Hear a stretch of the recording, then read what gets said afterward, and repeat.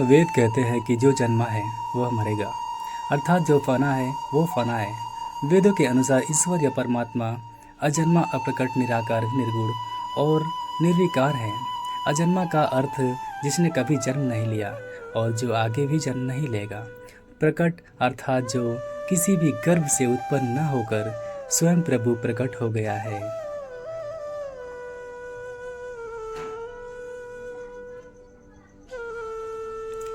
और अप्रकट अर्थात जो स्वयं प्रभु प्रकट भी नहीं है। निराकार अर्थात जिसका कोई आकार नहीं है। निर्गुण अर्थात जिसमें किसी भी प्रकार का कोई गुण नहीं है। निर्विकार अर्थात जिसमें किसी भी प्रकार का कोई विकार या दोष भी नहीं है। अब सवाल यह उठता है कि फिर शिव क्या है? वे किसी न किसी रूप में जन्मे या प्रकट हुए, तभी तो उन्होंने विवाह किया, तभी तो उन्होंने कई असुरों को वरदान दिया और कई असुरों को वध भी किया। दरअसल जब हम शिव कहते हैं तो वह निराकार ईश्वर की बात होती है, और जब हम सदाशिव कहते हैं तो ईश्वर महान आत्मा की बात होती है, और जब हम शंकर या महेश कहते हैं तो वह सती या पार्वती के पति महादेव की बात होती है। बस हिंदू जन यही भेद नहीं कर पाते हैं और सभी को एक ही मान लेते हैं। अक्सर भगवान शंकर को शिव भी कहा जाता है।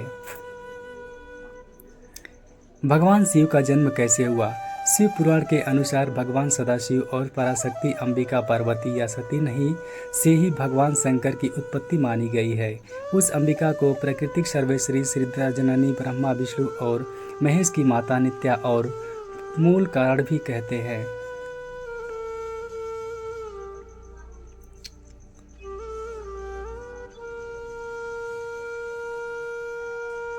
सदाशिव द्वारा प्रकट की गई उस शक्ति की 8 भुजाएं हैं। पराशक्ति जगत जननी वह देवी नाना प्रकार की गतियों से संपन्न है और अनेक प्रकार के अस्त्र शक्ति धारण करती है। वह शक्ति की देवी काल रूप सदाशिव की अर्धांगिनी दुर्गा है। उस सदाशिव से दुर्गा प्रकट हुई। काशी के आनंद रूप वन में रमण करते हुए एक समय दोनों को यह इच्छा उत्पन्न हुई कि किसी दूसरे पुरुष की सृष्टि करनी चाहिए, जिस पर सृष्टि, निर्माण, वंश वृद्धि आदि का कार्यभार रखकर हम निर्माण धारण करें।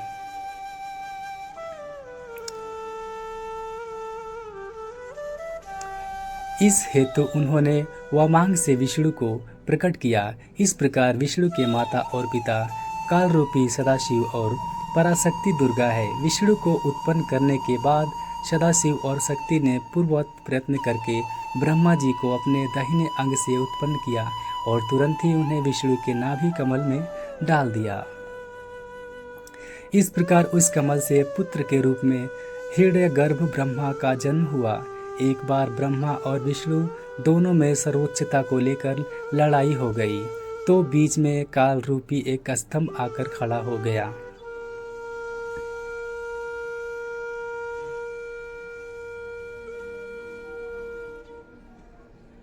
तब ज्योतिर्लिंग रूप काल में कहा, पुत्रों, तुम दोनों ने तपस्या करके इससे सृष्टि, जन्म और स्थिति पालन नामक 2 कृत्य प्राप्त किए हैं।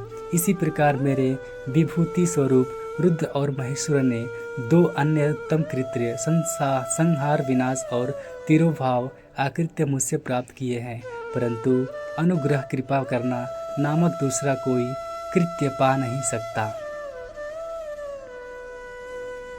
रुद्र और महेश्वर दोनों ही अपने कृत्य को भूले नहीं हैं, इसलिए मैंने उनके लिए अपनी समानता प्रदान की है। सदाशिव कहते हैं, ये रुद्र और महेश मेरे जैसे ही वाहन रखते हैं, मेरे जैसा ही वेश धरते हैं और मेरे जैसे ही इनके पास हथियार है। वे रूप, वेश, वाहन, आसान और कृत्य में मेरे ही समान है। अब यहाँ 7 आत्मा हो गई है। ब्रह्मा परमेश्वर से सदाशिव, सदाशिव से दुर्गा, सदाशिव दुर्गा से विष्णु, ब्रह्मा रुद्र महेश्वर। इससे हम सिद्ध यह हुआ कि ब्रह्मा, विष्णु, रुद्र और महेश के जन्मदाता काल रूपी नामक कहाँ जन्म हुआ था। उस काल रूपी ब्रह्मा सदाशिव ने एक ही समय शक्ति के साथ विश्वलोक नामक क्षेत्र का निर्माण किया था। उस उत्तम क्षेत्र को काशी कहते हैं। वह मोक्ष का स्थान है। यहाँ शक्ति और शिव अर्थात काल रूपी यह ब्रह्मा सदाशिव और दुर्गा यहाँ पति और पत्नी के रूप में निवास करते थे। यहीं पर जगत जननी ने शंकर को जन्म दिया। यह मनोरंजन स्थान काशीपुरी और